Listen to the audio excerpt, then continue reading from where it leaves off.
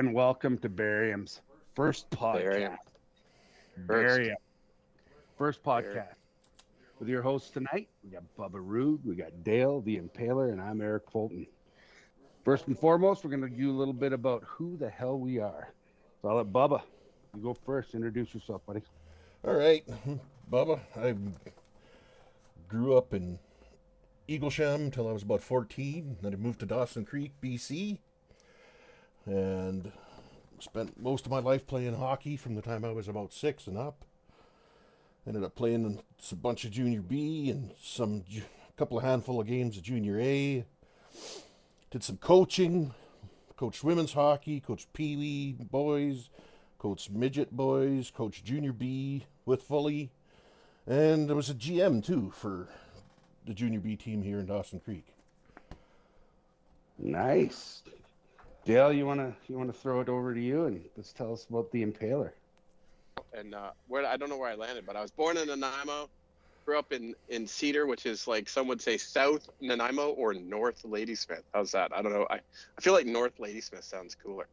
Anyway, moved to Vancouver. That's where I started playing hockey at about 11. I think I was 11, maybe 10. Actually, I think I was 10.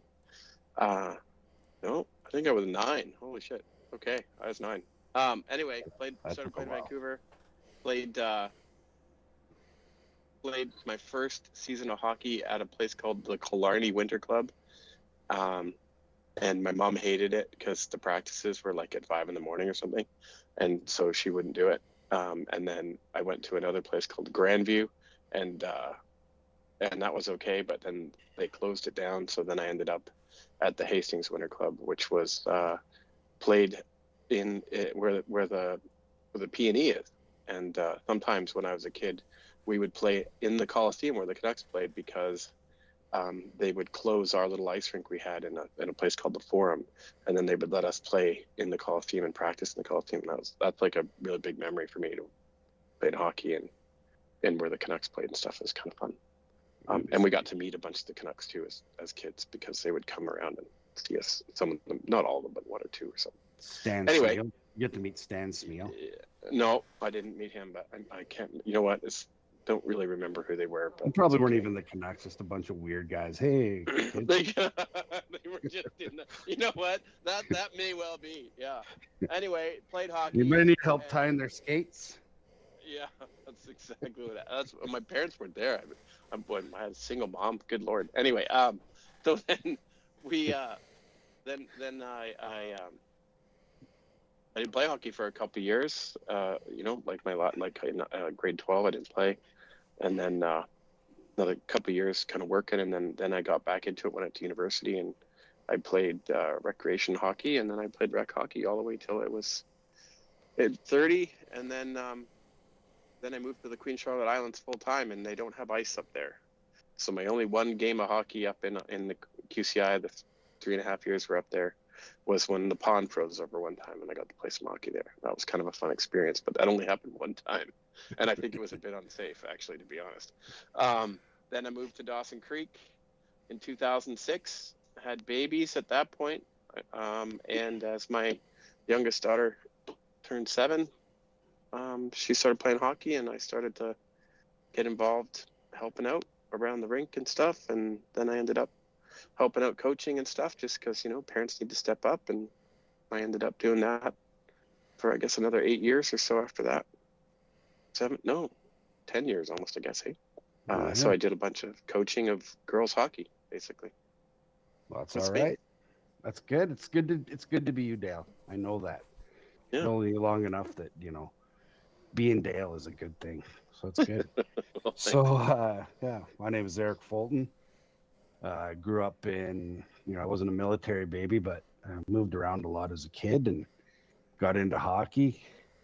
And I think I was 6, no 7, no, I was 8, no, I was 9, no, I was 10. No, I was 11, no. Thanks. I was trying to remember what grade it was, and that's how I figured out the age. So eat some shit there, buddy.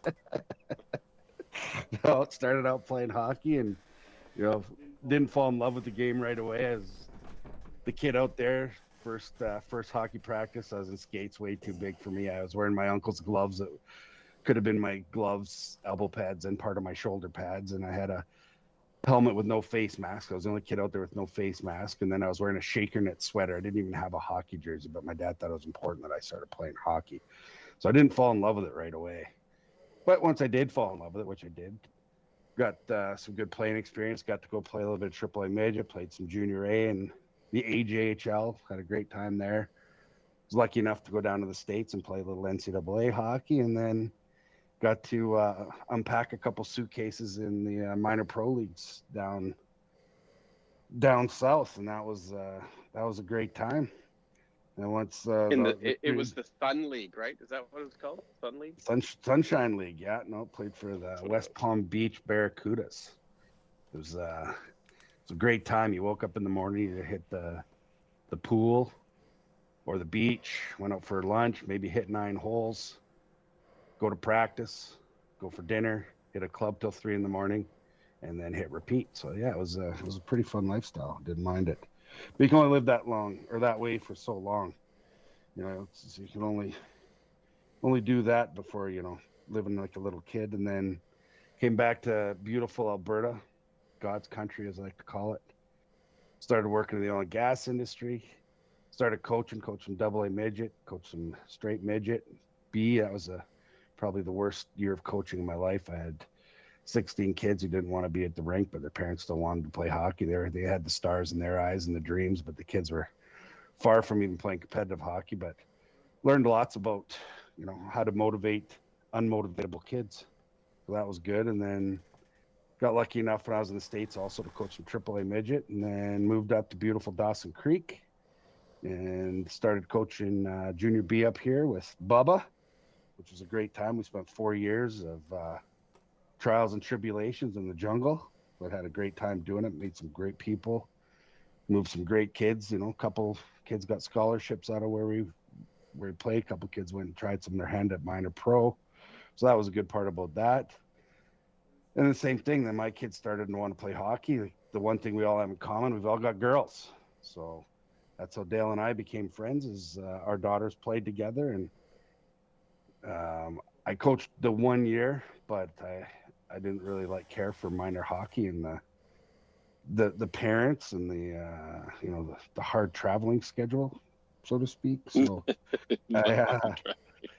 I retired from girls coaching. It was a hard decision to make, but I made it, and I've moved on. I've gone past it. But still love hockey, still watch a ton of it, and that's what kind of brought us together to this, is that we're all huge hockey fans, but we're huge hockey fans of different teams. We've got the triangle of delusion, I like to call it. We all like 3 teams out in the West. Bubba's a big Oiler fan. Dale, for some reason, loves the Canucks. I guess when the guys were tying his skates and helping him put his jock strap on from the Canucks team. He's a huge Canucks fan, and I was just laying in a field one day, and the clouds opened and the sun came out, and through this beam of light, I heard this voice, and I'm pretty sure it was God. And he said, "Fully." And I said, "What God?" He says, "You know who my team is, right?" I said, "No, God, I don't." He goes, "It's the Flames." I'm like, "Well, if they're good enough for you, God, I think I'll root for them too." So then from then on, I was a Flames fan. So that's what we're kind of here to do. We're geeks also that love hockey. Fell in love with the game. We got lots of common interests that we'll be talking about here. We got obviously coaching stories, hockey stories. Our daughters play together. Bubba's and my daughters are also friends. They didn't play hockey together, but because Bubba and I were friends, it just was natural that they became friends. Things that will be thrown around here for sure is things like movies. We all play D&D or play D&D, documentaries, history, science. We already, before the show, had a fairly good rap on politics. We got some varying views, obviously, between the 3 of us. Comics and anything that's of interest in the public eye or not public eye, we'll be talking about. Anything from abductions. Bubba's got some abduction stories I'm pretty sure he'll be telling us about. What? I want to hear those now. No, we gotta save those. Bubba's. Okay. I don't think Bubba's ready for that yet. Okay. All right. But stories, I don't even know what you're talking about. One of the things that we are going to do every week, though, is we're going to do our team rundown, and just going to each talk about our favorite team the week prior and things that are going on. So with that, without any further ado, we're going to hand it over to Dale the Impaler with the incomparable Vancouver Canucks. What's going on with those guys? Well, I just want to throw out a couple stats here. Stats. Set the stage about how we're doing with the great old Canuckleheads. I thought, well, I was doing research for this. So there was I think it was a T-shirt or something, like a picture of one, and it had like 51 years of dreaming or something like that. Anyway, 51 years of disappointment. Disappointment. It's dreaming. It's dreaming for success. So last year, this team was, they were a dark horse out of nowhere. Like they kind of, if you looked at the start of the season, all the pundits were saying they'd talk about all these teams, and then they'd say, yeah, the Canucks, I don't know, it'll be 50% or something. But they didn't. They came out hard, and they made it all the way to the end. They did a good job in the playoffs. They didn't make it all the way, of course, but they did good for them. And then I don't know what's going on this year. What a mess. So last year at this time, they were 80 points, probably top of the league or second in the league. They had 37 wins, 14 ties, and 6 losses. Fast forward to this year, 26. Turn the page. 26. Yeah, turn the page. Back to dreaming. 26 wins, 20 ties, and 11 losses. And man, those 20 ties, I don't know how many games I have seen, I've watched, or I get my feed says how the game's going, whether you're doing something else. How many games went into overtime and the Canucks lost this year? It's just disappointing as all heck. But that's tough. Anyway, it's not great.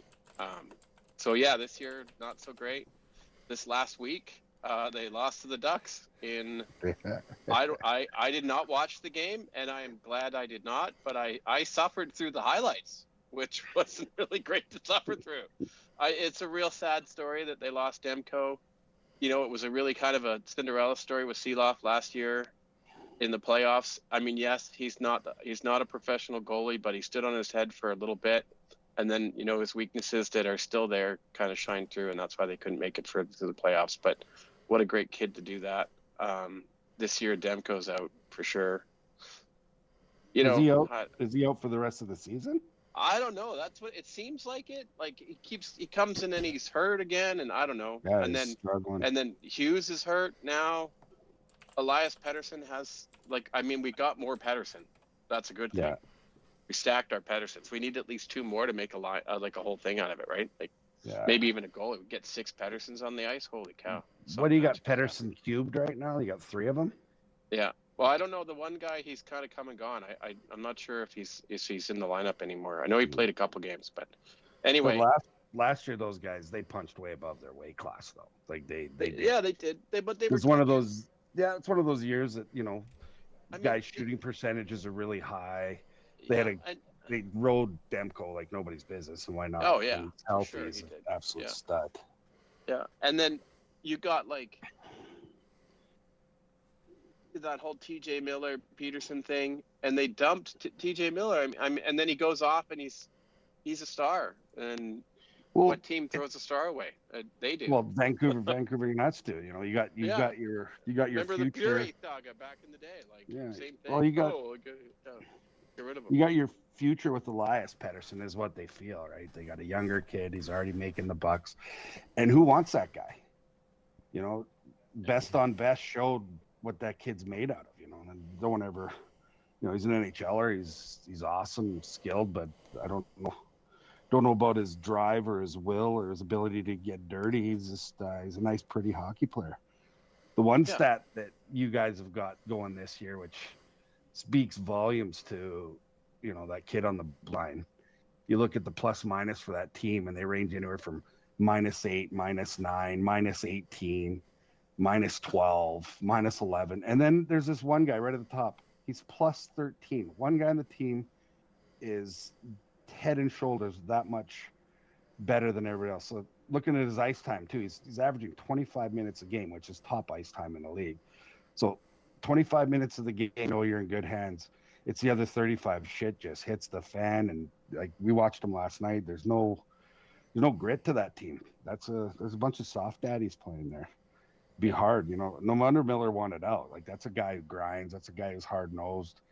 Obviously wears his heart on his sleeve. All the good cliches and shit and whatnot. But that guy must have been pulling his hair out, looking down the bench at this guy making how many millions of freaking dollars, and guys, worried about, how does my TikTok video look this morning, guys? Brutal. Feel bad for being a Canuck fan right now.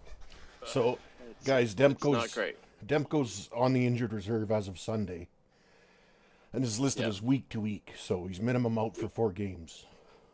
Well, they signed their backup Lankinen for 5 years, right? So that's telling you something there.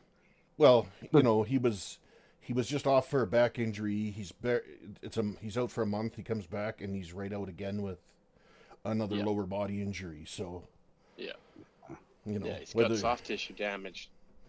It's a groin or a quad or something. So, well, if you watch Denny Lemieux come in between periods and he's just disheveled and throwing his blocker and catcher on the ground and shell shock, that probably helped Thatcher Demko's felt the last 3 years, right? Exactly, yeah. Trade me right fucking now. Well, now the bummer for Demko is that he's been injured so much this year. He's got to demonstrate health if he wants to go anywhere else. But I kind of want to throw a little shade on you saying that everybody's in the negative. There's a couple of guys that are, Nils Horglander is not too bad. I really like Garland. He's at 0, but I mean Garland's good. No. He's -5, but he's out there giving it. He can never. Right. He can't. It's not great.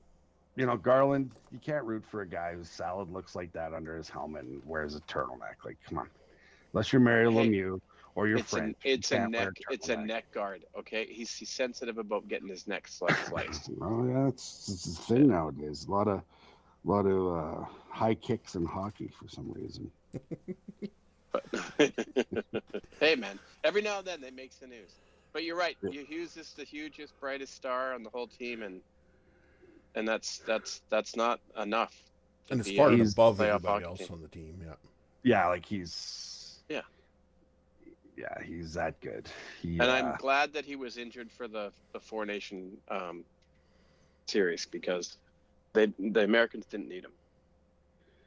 Yeah, I would have, and if you're going to play best on best, but obviously you don't get your best every time. We didn't have Perriak there, Theodore gets hurt, that's part of the game. But yeah, definitely Quinn Hughes on that team makes it much more formidable. It's everything, not just, it's his ability to move pucks up the ice quickly. It's his ability to, create on the blue line, his ability to jump in plays. And he's one of those guys, he's on the attack, and then all of a sudden, what the heck, he's back, and it's a 2-on-2. It's just him and Makar, just special dudes that way. Yeah, no, it's impressive, and it's interesting because if you look at the history of the Canucks too, they've never really had that many, like a real star that was a defenseman. And at least in my head, you probably know that there might be others out there, but if really like a Quinn Hughes defense. Yeah, nothing of that caliber. Not really, flashy front end guys, but not like that. But I don't know how many teams have had, a Quinn Hughes or a Makar caliber type player. Boston had one. His name was Bob Orr. That was, Paul Coffey, that kind of guy. Yeah. Got guys like Nicholas Lindstrom, not as dynamic by any stretch, but if you're going to pick one defenseman to win one hockey game, it's probably a guy you're going to pick. Yeah. Probably hard not to pick Nicholas Lindstrom out there. Guy just does everything. Steady. Guy just wins. Just wins. Just wins. That's all you do. My name's Nicholas, and I just win. Well, that'd be good. Is there anything else on the Canucks you got going on? Well, I think it sucks that you get a game like we just had this week. Especially I think that maybe that's the thing they need to get kicked in the nuts, and maybe they make first round of the playoffs. Like that would be, in my mind at this point, that would be great. And then maybe some magic happens because we saw that last year a little bit. So who knows? Well, once you're in the dance, I'm a dreamer. You can do well. Dreamer and disappointment. Just wake up from that nightmare that is the Vancouver Canucks. Speaking of nightmares, how are them Coilers doing there in northern Alberta, Bubba? Well, we're still sitting in second. No, with no thanks to our goaltending over the last 5 games. It's been absolutely atrocious. Dog shit. Yeah, pure dog shit. Just horrible, to be honest. You know, they lose a game 4-3, and 2 of the 3 goals were terrible goals, and the other one wasn't great. Oh. So. No, poor Skin Daddy. That guy does really nice closet commercials. He's got a future, but yeah, he I don't know can anything. Go do whatever he wants as long as he doesn't do it for the Oilers. There was the one goal the game before that wraparound. I've never seen a guy so lazily try to get post to post. Well, exactly. Like you're on the bench watching that, and you're struggling. You know, McDavid's struggling. He's, you know, his struggles is still top player in the league. I'm struggling. I'm only getting a point a game now, not a point and a half, you know, type of thing. But that team needs a point and a half on McDavid with that depth scoring. They need 3 points out of McDavid every game in order to win. Yeah, That's a sad story. They need the bottom 6 guys to pick up their shit and start to put some puck in the net. But who do you got? Like, everybody puts his stock in, like, Skinner. Like, I thought that was terrible. He's never proven that he's got, you know, any sandpaper in his game whatsoever. And, you know, the game's not nearly as, you know, physical. Well, they didn't. Let's be honest though. They didn't bring him in to play top or to play bottom 6. No. They brought him in hoping that he could play top 6, and you know, whether he's gotten a good enough chance or not, that's up for debate. But you know, it hasn't been great. Being a little sandpaper like that guy. Yep. He's just not.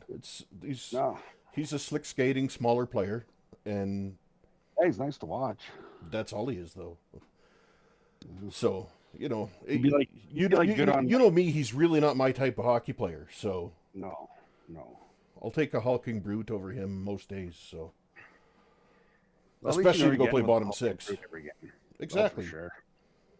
You know, and I mean, we got trade deadline coming up, and I don't know what they're going to do, but they've got to make some moves. We need some help. Like, we need a goalie that can stop a puck. You just need somebody who's, you know, and I mean, the list of guys available isn't that long that are worth even looking at or talking about. I mean, it's that. Well, you know, Demko could come over. You just have to give him some Novocaine. Yeah. Well, that's the thing. Edmonton's just got to do their due diligence. He just needs some Percocets. And hook him up on Percocets. Do you have any Percocets? Don't touch my fucking Percocets. He just comes in for the playoffs. Yeah, He's just high as a kite the whole time, just on crack. But realistically, the guys they're probably going to be looking at are that Karel Vejmelka out of Utah, Gibson out of Anaheim, or Binnington, because rumor has it all of those guys are up on the block right now. So, and the nice thing is they're all. I mean, all you can do is go by the stats and stuff. I mean, Winnington obviously showed his mettle in that Four Nations Cup. I mean, he was absolutely the only thing that kept him in the game, in the overtime especially. In the finals. And, you know, there Gibson's sitting there at 9-9-2 on a horrible team, and he's still got a .915 save percentage. So, that's amazing. You know, he's playing well for there. And Vejmelka's got a .909. And same thing, playing on a team that's outside of the playoffs at the moment. But, you know, wait and see who's up, who actually is available, and what they can do. I know that's the big need for them right now. I mean, after that, it's a defenseman, you know, particularly a guy who can play the right side. I mean, there's not that many of them out there that might be available, you know. Certainly question the ability on some of them. Like a guy like Connor Murphy might be okay from Chicago. You know, maybe he fits that in. You know, you have the advantage there. At least he's 6'4" and 220 or 212. So, and he's almost at 0 for plus minus on a team that is absolute dog shit. Struggling for sure. Oh, they're fighting so bad right now. You know, I think they got bigger problems. I think they punched, not to use the same expression twice, but they punched above their weight again last year. You know, got Hyman having a crazy year. He's settled back into a normal 30 goal score, which is still awesome. Still great, yeah. But you got a guy like Nugent Hopkins who's disappeared this year. Well, he disappeared completely. Yeah, I did. Yeah. But if he has one great year, it's like Huberdeau. You have one great year, and you think that's the standard. That's not. No. It's never been Hopkins' thing, right? Nugent Hopkins is a great second line center. He plays both ends of the rink fairly well. Gets on a power play. He's deadly on there, but he needs a high shooting percentage, and he needs the guys beside him playing really, really well. And they don't have anybody playing in those right depth now. roles. Like they've been putting Draisaitl and McDavid together because that's how desperate they are. They have to. Absolutely. That's the way it works. I mean, and I mean, eventually, Kane's going to come back, and you hope that Kane's going to be in some kind of form close to what he was at. It'd be really nice if he could. And if that's the case, that's a big boost. But he's not going to be back, I don't believe, before the trade deadline. I think realistically, just even seeing him before the playoffs start is probably pretty questionable. Yeah. So I don't know. Like I said, even they go on these 15-game winning streaks, and then they lose 6 in a row, and that's not how championship teams are built, right? You know, if you're a championship team, you lose 2, maybe 3. You can't, and you can't lose more than that. No, and I think the biggest thing is it's just once in a while to get a save out of the goaltender. It would just change everything. And I mean, that's... Well, look how teams play, right, Bubba? You know yourself. Doesn't matter what level you're playing. That position is the one that affects your morale the most. Absolutely. You got a guy in there just, being invincible.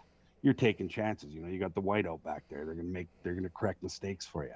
But when you're on the edge of your seat and every shot going, just don't let this one in. Oh God, exactly. And it's been like that since most of the year with him. He's had some games where he's been good, but it's way too many that have been the opposite of that. And that's just, it's not a way that the team, like with the way the team and the Oilers, the kind of game the Oilers play, you just can't have that back there. You need the guy that's going to make that key save at least once in a while in order to win. Like Cooper said to Whittington, one of the best things I've ever heard a guy say to a goalie: stop the ones you're supposed to and get a couple that you're not supposed to. Yeah, exactly. Right. You do that, and you got to. Well, it's exactly what Whittington did. He let in a couple soft ones, but the guy's a competitor, and when you got a guy back there, you could trust that. He's going to bounce back. He's going to fight for that next puck. Where obviously. Nobody knows what goes on in that room, but just by looking at the bench after goals when they pan around, it's like, and they're not gonna, beat up their own tender by any stretch or anything like that, or show weakness by that. But you can't help but think that in their own minds, it's man. But I think there's enough guys on that team right now that got to find their own game. I think the only guy that's probably happy with what he's doing right now is Draisaitl. Oh yeah, because he was absolutely deadly the other night. He's as much as I dislike the Oilers, you can't not like that guy. He just does. He's just a big man that does big man things, and he's impressive as heck. Yeah. And the combination of him and McDavid last year in the playoffs was just astounding. The whole time. It's a great player to have. The only problem is when you put those two together, man, does that make the rest of the team nothing? Yeah. Well, that's it. You know what? Especially when you're not getting, especially when you're not getting much out of Nugent Hopkins, right?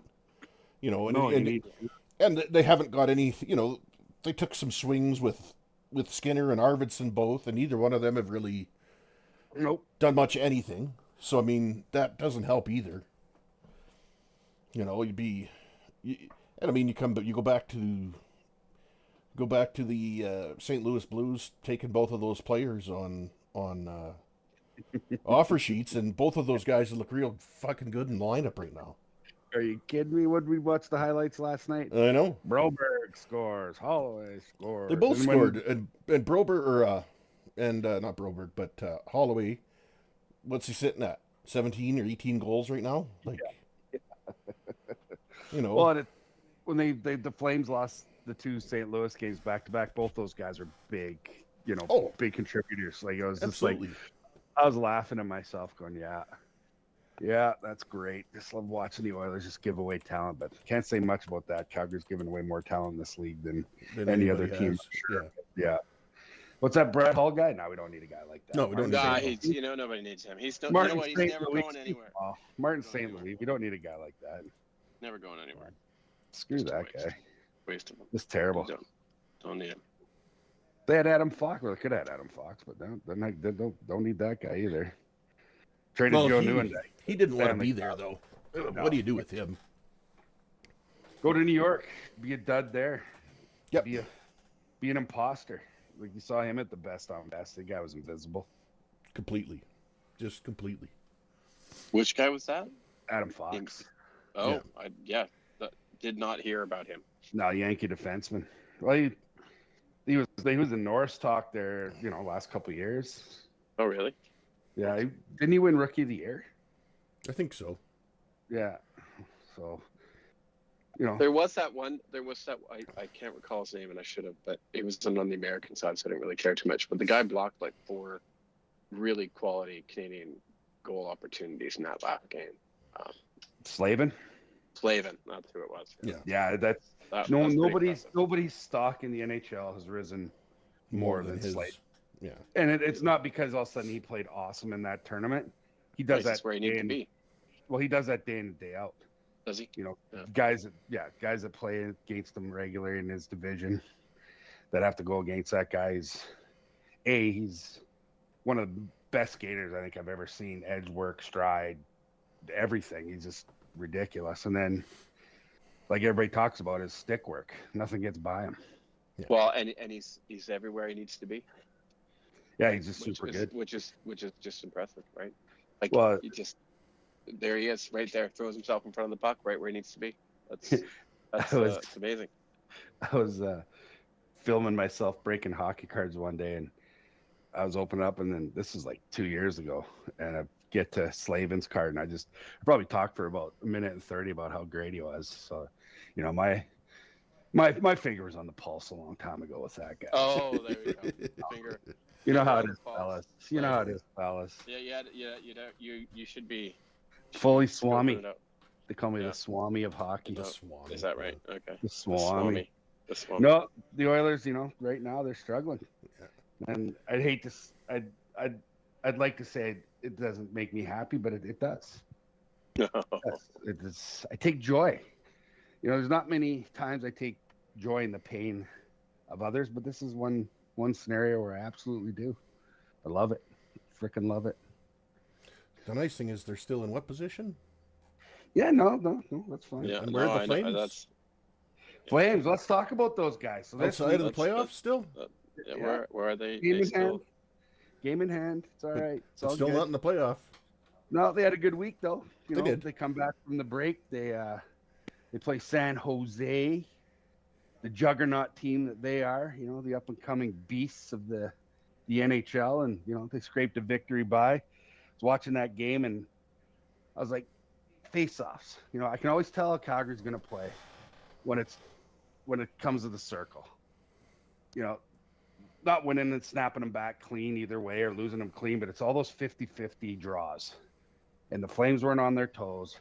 Wingers weren't coming in to help. Centermen weren't, pinching or fighting hard as they should to get that puck to a certain spot for their team, and it showed. They were sloppy all game. And, it was funny. I'm listening to the Flames talk show after the game, and who's the hardest working Flame, and everybody loves Kadri in that city. And I don't know if it's just to make sure he stays there and stroke his ego or whatnot, but obviously he's done well there. I'm not saying he hasn't, but first goal, he totally blows his check, and he goes and redeems himself by banking one off somebody's ass, and everybody celebrates it. But it is what it is. He played much better than the next two.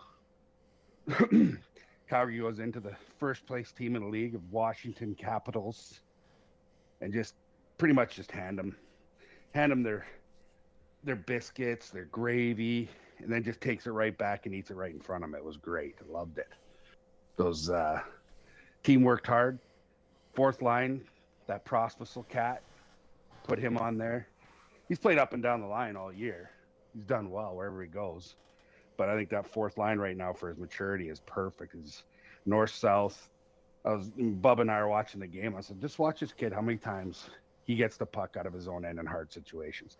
Off the glass or a nice easy pass in the middle or just put it into an area. But a kid that young doing those good things already in the NHL, he's only going to, his Jets are, top of the league. Kid can skate. We all know his wires touch every now and then and shit goes sideways and he blows somebody from behind or, you got to like that. Buries him in the numbers. Buries him right in the numbers. It's good. And got Zari back. It's taken him a little bit to get in, That's another thing too. Prospecil at the end of the game, they take Connor off that line and move Prospecil up just for a little better defensive presence in their own end. Not that Zari was playing bad, but I could see why they do that. The kid, like I said, the kid gets he's able to close on the points too, and it's one of the things in the NHL. If you can take that time and space away and move the guy at the point to the position you want him to go instead of him dictating where he goes, like McCarr and Hughes do better than anybody on the planet. Yeah. But that Prospecil closes quickly, and obviously he's not afraid to get in the way of pucks. So it was a good choice. And then yesterday against beautiful Tampa Bay, they lose. Big Cat stands on his head. God, that guy. When he's on his game, there's last decade, he's got to be the best goalie of the last decade, without a doubt. With the Stanley Cup wins. That's a guy you look back there and you can go, yeah, we can screw up 4 or 5 times a period, boys. No big deal. And that guy back there he's gonna help us out. And he did. Calgary had that slightly outplayed Tampa for the most part. I think they only had 7 high potential scoring chances. That's all they gave him the whole game. And, Weegar standing in front of the net, and Kucherov banks one off his skate, goes in, and then Buddy zips another nice one past Wolf. But that guy's white out. That guy's another cat that you can make mistakes, and it already feels good. I think the litmus test or the test of can he be there? Who knows what the ceiling is or how good he's going to be, but he can definitely start in this league. I was very skeptical of the 7 games he played at the end of last year. Watching him, I thought he was overcommitting to pucks, stuff like that. And this year he seems to keep his toes in between the posts a little better. He's not getting out to the wide side like old Backstrom used to do. Guy'd be, chasing frickin' shots and trying to guess on stuff, and it just doesn't work. And especially if you're small, you're not just gonna have the pucks hit you. He's got to be in the right position at all time. And I think he's done a deadly job of that. And I don't know about the move yet with the Frost and the Farabee and Saragonovich. That line, I think they got to move that line.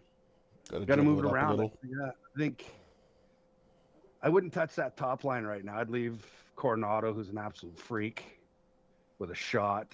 And he does so much more already around the ice. His defensive game's improved already. But just he's a hound on the puck. He's not afraid, He goes in those dirty areas and goes and retrieves pucks, Huberdeau should be around a point a game. Like you said, he had that year of 100 and some points or whatever. That's not who he is. In the last 2 years, that guy's been all sizzle and no steak. And this year, they're calling him a power forward, which he's not. He's just doing the right things. And by doing the right things, it doesn't make you a power forward. He's not dominating guys down the wall. He's not crashing the net and throwing guys into the tender. He's not blowing dudes up. He's just playing good, solid hockey. And he's, his puck management at both blue lines has been his key this year. He still does it. Every third game, you see him do a little flick pass trying to get through 2 freaking defenders, and next thing you know, it's a 2-on-1 or a breakaway going the other way. He hangs his team up to dry, but he hasn't done it nearly as badly as he was doing it last year.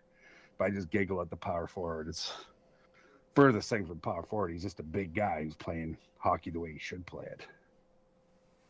But with that Farabee and Frost, they're probably still, like those guys that came back from Vietnam. They wake up in the middle of the night and they just scream "Torts."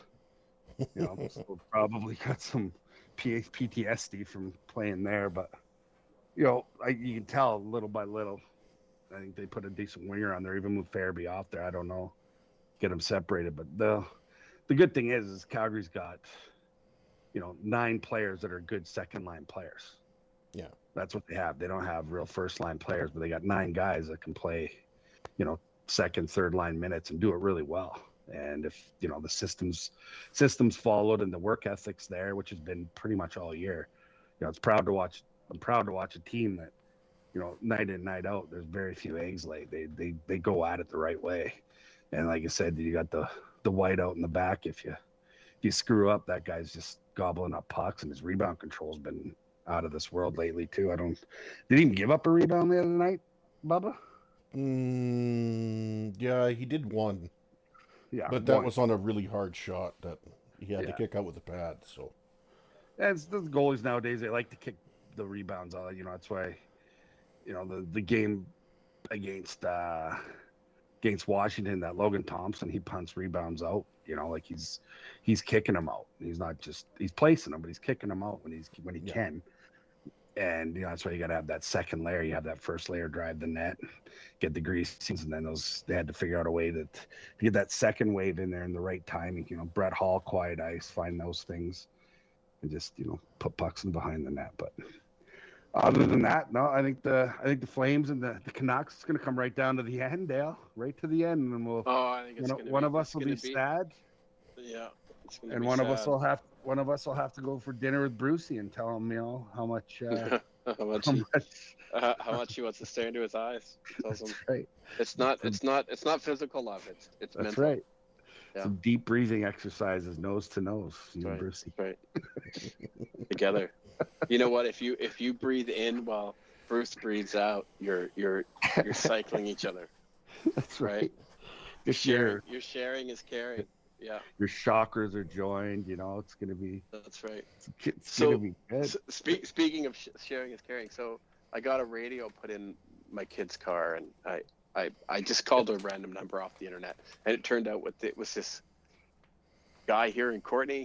He's like, I guess he just does weird radio things and other things. Lives in a trailer, kind of on the more shady side of town, and so I gave him some money. He gets the radio, puts it in today. I go out there, he showed me how it all works and stuff. I'm happy with the job. It's great. And so then we're sitting in the car. It's a little car side by side. And he's showing me all the stuff or whatever. So we're like, pretty close, shoulder to shoulder kind of deal. And then he gets out and he says, yeah, my wife's pretty sick right now. I wonder how she got it. Maybe from me. Just what you need, right? I was like, what? I just gave you $150 to put this radio in and caused me a severe illness. Thanks. Well, anyway, I want to rewind this for a second. So, did you already have the radio, or did he get you a radio? No, he got me a radio. The whole thing. Does it have a receipt? Yeah. Oh, I got the box and everything. He's a legit guy. It didn't sound like it. He maybe lives on the shady side of the track. No, he lives on the shady side of town, but that's his business. He's got a business. It's on the internet. He's got a website and stuff. He's got a whole little. Got to be legit then for sure. Yeah. You can see how it couldn't be. Websites, as soon as you got a website, you're legit. You're above board for sure. Yeah, no. He it feels legit. He did a good job. I'm happy about it. But yeah, if I fall ill in the next week, you'll know what happened. Is that Nethany's car? It's Maya's car. Maya's car. She's running around with the hot radio. Way to go, Dad. Yeah, it's my vibe. That's my 2004 vibe. I already told you what. I don't know if I want to get into that too much. Anyway, I'm rocking a 2004 vibe right now. It's awesome. Yeah. It's awesome. I'm paying for a 2024 GMC Sierra, but I'm rocking a 2004 vibe. How we live, yeah. That's how we roll. That's right. Right. That's how we roll. When the world throws you lemons, just throw them out and make a steak sandwich. That's what you do. Exactly right. You know what? That's right. It's all-wheel drive. I was talking to you guys earlier. You know, we started today out with or this evening out. We're all pumped and we're in here getting ready to go. And you know, it took us about an hour to get everything right. Thank goodness Bubba's got thank you. got an inkling and got some friends that know stuff. But we got ourselves on here, so that was pretty sweet. But I was telling you guys earlier about that Canton restaurant, Beaver Lodge. So I ordered the ginger beef with chow mein and some fried rice and a spring roll. And I asked the guy there, I'm like, "You got some hot sauce?" And he's like, "Yeah, I got some hot sauce." I'm like, "Thanks. Can I have some?" He's like, "You betcha." So he goes over to the counter and I see he's got a bottle of sriracha and he's putting it in this little bowl. And he grabs some other bottle that just has this red liquid. It's got no label on it. And he dumps a bunch of that shit in there and he gives it a quick stir and then brings it over with a spoon. I don't think nothing of it. I dump a big dollop on my noodles. I dump a big dollop on my rice and I just kind of coat my spring roll with it, stir it up a little bit, and I go take a bite. And oh my God, I thought I was going to die. I love hot food. Like I have ghost pepper sauce at my house. I got Carolina Reaper sauce. I like hot shit, but I don't know what was in that special non-labeled bottle of red fucking devil juice. Devil juice. I took a bite and Death juice. I'm sitting across. It's my buddy Frank who I work with, and he's looking at me, and he knows I love hot food. Like he's like, what's wrong, Fully? I'm like, I don't know, man. And I was like, honest to God, I thought I was like hallucinating. My vision was going, my ears were burning, my mouth. I couldn't feel it after a while. So then I could start kind of moving this red shit to the side, and then I forgot that I put it on that stupid spring roll, and it kind of turned on its side, and so I just grabbed it, take a bite, and there's a huge gob of it on there, and I was dying. I couldn't eat the rest of my meal. And Frank looks and goes, "How bad is it?" So he just takes his fork and he dips it in, and he's got this barbecued pork shit, and he just puts like just the edge of the tip of a fork on it, and he eats it. And he goes, "Oh, this isn't so bad." And about a second and a half later, he's just like, water, and he's like almost hyperventilating. He doesn't really care. He likes like kind of spice food. He's not a hot food guy. He's dying. Wrecked his whole meal. We're sitting in the truck. We're half an hour later, but we get back to site, and he is still hurting. His guts are hurting. I thought my stomach lining was getting eaten through because I was getting these weird pains in my gut. I didn't know what the hell. It was horrible. So don't worry, the safety guys are here. It's all good. We're here to help. I was telling Frank, I'm like, that the movie Major League, when Willie Mays Hayes makes that beautiful catch out and he comes in the dugout and the old manager's like, "Nice catch, Hayes. Don't ever fucking do it again." I was just, that might go in there. I'm like, "Nice hot sauce, Lau. Don't ever fucking do it again." Just fuck it. Was brutal. I was still like, I was driving home. I got one of my fucking cavities fell out. It's like a little hole. No, it's been a while. I just don't do dentist. Did you get it fixed yet? Because that. No, fuck no. Oh, okay, good. That's you've good. seen my mouth? Tough it out. The missing teeth in my mouth. I've had that. I know. I get, and I know where they came from. Play junior hockey, play pro hockey. Go for my first year of rec league and get my teeth knocked out. Like it's that no hit league's some fucking deadly shit. But in where that hole was, I ran my tongue over it, and there must have been like a rice thing in there or something. Or I don't know, because it just started burning my mouth again. Couldn't get away from this devil sauce. It was brutal. Well, yeah. You know what's really great about that, Eric? As you know, tomorrow. Well, I know. It's coming back. It's coming back. Oh, we've already talked about it. Like I know I'm going to be on the throne tomorrow morning, just screaming at every god there is to save me. I will find Jesus, I'm sure, in the morning somehow. You know what they say? Everybody in a war trench finds God, or whatever that is. Or calls for their mom. One of the two. Yeah. That'll be me on the shitter tomorrow. Help me, Jeebus! Help me, Jeebus! Help me! Janice will be wondering what the hell's going on. All the girls will be like, "What the heck?" No, for Jan, that's just a Tuesday. She knows. The problems I have in the bathroom all the time. It's not a big deal to her anymore. Using the shower head to clean yourself out because you won't dare let it paper touch it. Mm-mm. You know what? Go out and buy some milk right now. If I just stay pour it down there. if I just stay up really late and don't go to bed, maybe tomorrow doesn't come. Yeah, it's a thought. Yeah. Not It's saying pretty it's a good logical, thought, right? but it's a thought. There's got to be some logic behind it. I don't know if that'll work. I think it won't work. So, go ahead, Dale. No, as you know, I can't eat hot food in any way. Oh, so I know. I'm glad that I was not participating. I probably would die. I'd be like that guy in Dumb and Dumber. Remember that? Like they gave him all the hot sauce and he just died. My favorite part of him, but he grabs the mustard and the ketchup. He's just like, and just snaps it up. I gotta watch that. And then they I've just watched that movie forever. Yeah, it's literally a classic. Pretty bird. It's the scene where Lloyd has to let it go in the fancy house, you know, and it's the sounds and stuff. I mean, we're there right now. We're talking about potty humor, but God damn it, I think I peed a little when I saw that for the first time. I'm sure of it, because it was like the look at his face, the hair, and just like, oh my God.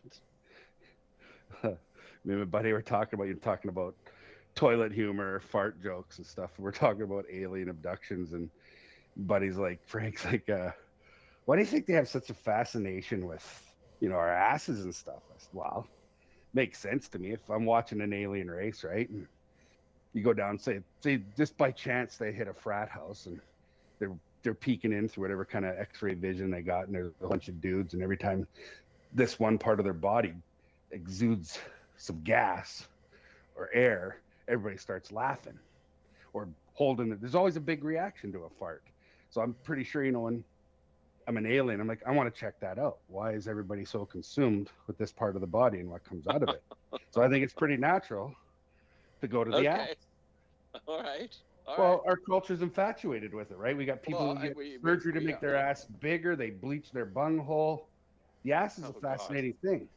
So if I'm another race, I'm for sure checking that shit out. I'm probably going to spend extra time there. Good Lord. Well, okay. You know what? That is, I've not heard that theory before. Well, that's because I just made it up. It's a new one for me. But I haven't published that yet.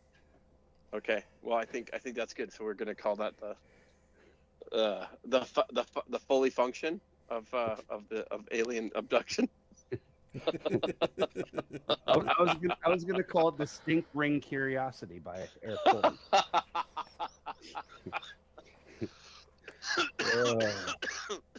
Well, so far, guys, we've been doing this. It's been a good chunk of change. Yeah. Time to go. I want to get into one last thing here.